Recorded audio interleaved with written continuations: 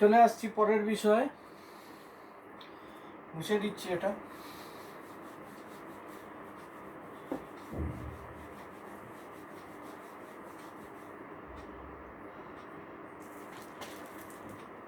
ইতিহাসের গুরুত্ব সব থেকে বলা ভালো, ইতিহাস আমরা পড়বো কেন? ইতিহাস কি? ইতিহাস হচ্ছে মানব সভ্যতার অতীতের কালানুক্রমিক ধারাবাহিক বিবরণ।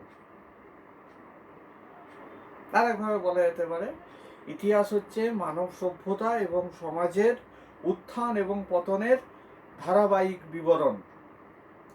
আমাদের মানব সমাজের, দেশের, জাতির, গোষ্ঠীর অতীতের যে কাহিনী, সে কাহিনীটাকে বর্ণনা করে ইতিহাস। ইতিহাস পড়বো কেন? খুব সহজ কতগুলো উত্তর বিগত বছরে যখন আমি প্রশ্নটা করেছি ক্লাসে, তখন এসেছে, সুন্দর উত্তর এসেছে। প্রথম উত্তর পরীক্ষায় পাস করার জন্য, দ্বিতীয় উত্তর চাকরি পাওয়ার জন্য, তৃতীয় উত্তর পয়সা রোজগার করার জন্য। বাস্তবিক দিক থেকে তিনটেই সঠিক, কিন্তু ইতিহাস পরীক্ষার খাতায় তো সেটা লেখা যাবে না, কারণ সেটা সম্ভব না। তত্ত্বগত দিক থেকে তো উত্তরটা ঠিক নয়। তাই ইতিহাস কেন আমরা পড়ব, ইতিহাস কি বলে, ইতিহাস কি, সেটাকে জানতে গেলে আমাদের কতকগুলো পয়েন্ট আলোচনা করতে হবে। ইতিহাস কি? ইতিহাস হচ্ছে অতীতের কাহিনী। ইতিহাস অতীতের কাহিনীটাকে সংরক্ষণ করে এবং তার বিবরণ দেয়। অর্থাৎ আমরা কোথা থেকে এলাম, আদিম মানুষ কোথা থেকে এলো, কিভাবে আদিম মানুষের বিবর্তন ঘটলো, কিভাবে সমাজ গড়ে উঠল, এ সমস্ত কিছু সংরক্ষণ করে ইতিহাস। আবার ইতিহাস বিবরণটাও দেয়। বিবরণ দেয় বিভিন্ন রাজা সম্রাটের কথা, বিবরণ দেয় তাদের সাম্রাজ্যের কথা, কিভাবে সেই সাম্রাজ্য গড়ে উঠেছিল, কিভাবে সেই সাম্রাজ্যের পতন ঘটেছিল। বিবরণ দেয় তাদের শাসন ব্যবস্থার কথা, ভালো মন্দের পার্থক্য করতে শেখায় বিবরণ দিতে দিতে, যে কোনটা ভালো ছিল কোনটা খারাপ ছিল। তাই ইতিহাস হচ্ছে অতীতের কাহিনী। দ্বিতীয়ত, ইতিহাস হচ্ছে জ্ঞানের একটা ভান্ডার। সমাজবিজ্ঞানের যতগুলো শাখা আছে, সমস্ত শাখাই কিন্তু, বা সমস্ত শাখা থেকে আমরা কিন্তু জ্ঞান সঞ্চয় করে থাকি। এই সমাজবিজ্ঞানের সব থেকে বড় শাখা হচ্ছে ইতিহাস। ইতিহাস অনেকটা একটা আধারের মতো। সে আধারের মধ্যে বাকি সমস্ত সমাজবিজ্ঞানের বিষয়গুলো আছে। ইতিহাস ইতিহাসের কথা বলে, ইতিহাস ভাষার কথা বলে, আমাদের বাংলা ভাষারও কথা বলে, ইতিহাস বলে। ইতিহাস বিজ্ঞানের বিজ্ঞানের অগ্রগতির কথা বলে। ইতিহাস অর্থনীতির কথা বলে। ইতিহাস সামাজিক উত্থান পতনের কথা বলে। ইতিহাস সাংস্কৃতিক অগ্রগতির কথা বলে। অর্থাৎ ইতিহাস সমস্ত বিষয়কে সম্পর্কে কথা বলে, তাদের তথ্য সংরক্ষিত রাখে। সেখান থেকেই আমরা কিন্তু জ্ঞান সঞ্চয় করতে পারি। এই জন্যই বললাম, ইতিহাস হচ্ছে জ্ঞানের সব থেকে বড় আধার, যে আধার থেকে আমরা সমস্ত বিষয়ের জ্ঞান সঞ্চয় করতে পারি। তৃতীয়ত, ইতিহাস হচ্ছে ইতিহাসের ধারাবাহিকতা। ইতিহাস অতীতের কাহিনী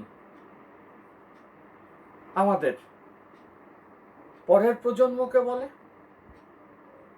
সেই প্রজন্ম আবার তাদের কাহিনী তাদের পরের প্রজন্মকে বলে, সেই প্রজন্ম আবার তাদের কাহিনী তাদের পরের প্রজন্মকে বলে।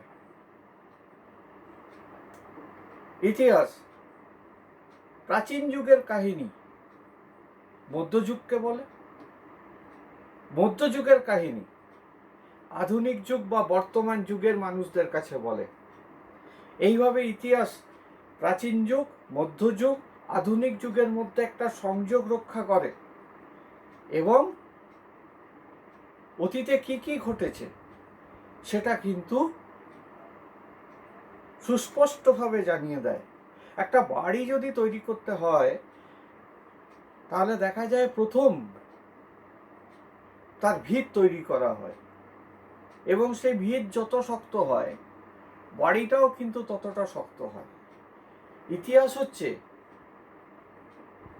সেই ভিত্তি। বর্তমান যুগের ভিত্তি হচ্ছে আমাদের অতীতের ইতিহাস। এই অতীত ইতিহাসটাকে যদি আমরা ভালোভাবে জানতে পারি, জানি, বুঝি, তাহলে আমরা আমাদের বর্তমান যুগকে ততটাই সুন্দরভাবে জানতে পারবো, বুঝতে পারবো, ব্যাখ্যা করতে পারবো এবং আমাদের বর্তমান সময়কে ততটাই সুন্দর করে তুলতে পারবো। তাই ইতিহাস হচ্ছে ভিত্তি, বর্তমান হচ্ছে তার ভবিষ্যৎ। এবং এই যে ধারাবাহিকতার কথা বললেন, ধারাবাহিকতা কিন্তু এলোমেলোভাবে নয়, কালানুক্রমিকভাবে। আমি প্রথমেই শুরু করেছি কালানুক্রমিক কথাটা দিয়ে, ইংরেজিতে যাকে বলা হয় ক্রোনোলজিক্যালি। অর্থাৎ যে ঘটনা আগে ঘটেছে সেই ঘটনাটা আগে, যে ঘটনা পরে ঘটেছে সেই ঘটনার পরে, এইভাবে বিবরণ দিয়ে এসেছে। সিপাহী বিদ্রোহের কাহিনী পলাশির যুদ্ধের আগে বলা হয়নি, পলাশির যুদ্ধের কাহিনী যেহেতু আগে ঘটেছে সেটা আগে বলা হয়েছে, সিপাহী বিদ্রোহ পরে ঘটেছে সেটা তারপরে বলা হয়েছে। এইভাবে ইতিহাসটা রচিত হয়েছে। আমি ভালো মন্দের কথা বলেছি যে কোন শাসন ভালো কোন শাসন মন্দ, সব থেকে এই যে শাসন ভালো মন্দ তার সব থেকে ভালো উদাহরণ নেপোলিয়ন। নেপোলিয়নের শাসনে ভালো মন্দ দুটোই আছে। তার শাসন ব্যবস্থার প্রথম দিকটা ভালো, কারণ সেই শাসন ব্যবস্থাকে বিশ্বের সমস্ত অন্য সব দেশের শাসন ব্যবস্থা পরবর্তীকালেও অনুসরণ করেছিল, কিছুটা হলেও অনুকরণ করেছিল।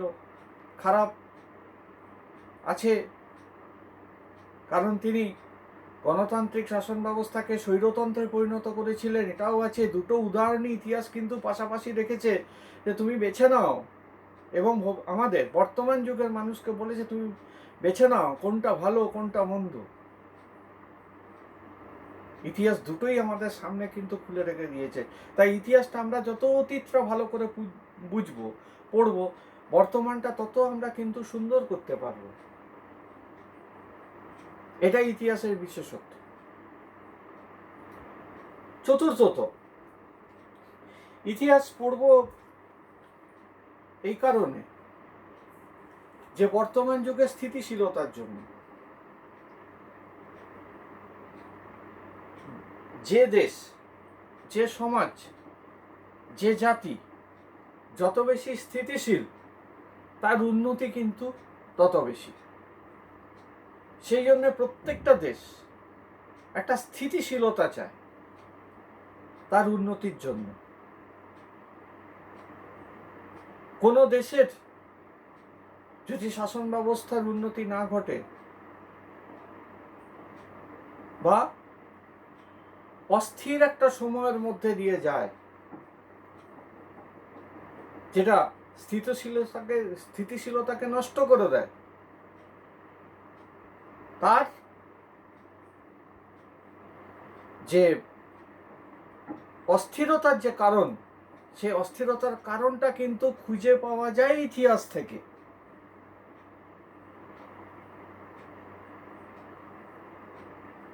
এবং অতীতের কাহিনীটাকে পড়লেই কিন্তু জানতে পারা যায় অস্থিরতার কারণগুলো, এবং এই অস্থিরতার কারণগুলো দূর করলেই কিন্তু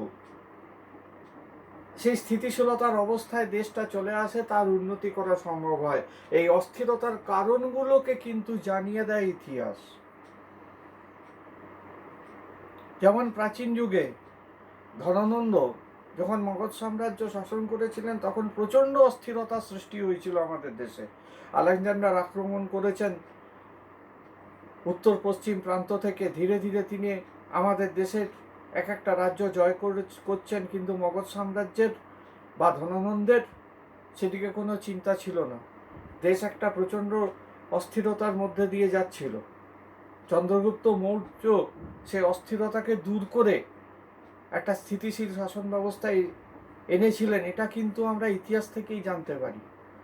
কি কি কারণে অস্থিরতার সৃষ্টি হয়েছিল সেটাও আমরা জানতে পারি। বৈদেশিক আক্রমণ অস্থিরতার সৃষ্টি করেছিল। অতএব চন্দ্রগুপ্ত মৌর্য কিন্তু উত্তর পশ্চিম প্রান্তের যেখান থেকে বিদেশিরা ঢুকতে পারে সেই জায়গাগুলো দখল করে সেগুলো কিন্তু সুরক্ষার ব্যবস্থা করেছিলেন। ফলে পরবর্তী অন্তত 200 বছর ভারতে কোনো বৈদেশিক আক্রমণ ঘটেনি। এটা কিন্তু ইতিহাস থেকেই জানতে পারি। তাহলে আমরা পড়লাম এই পর্যায়ে 4টে পয়েন্টের কথা। প্রথম পয়েন্ট হচ্ছে ইতিহাস অতীতের আয়না।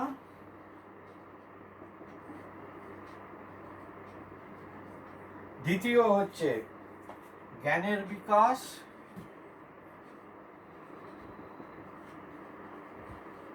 তৃতীয় হচ্ছে ধারাবাহিকতা।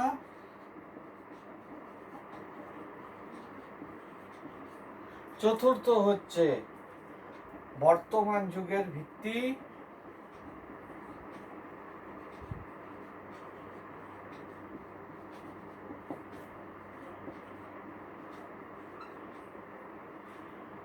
পঞ্চম হচ্ছে স্থিতিশীলতার গুরুত্ব।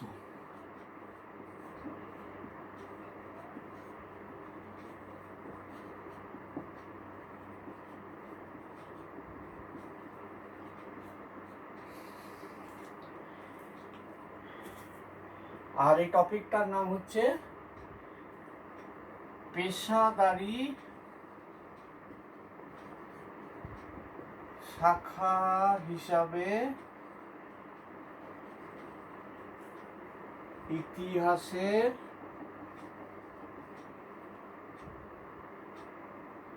গুরুত্ব। একটু ঘেঁষাঘেঁষি হয়ে গেল, তাহলে 1 নম্বর, 2 নম্বর, 3 নম্বর, 4 নম্বর, 5 নম্বর। 5টা আরো পয়েন্ট আছে, এরপর এই পর্যন্তই।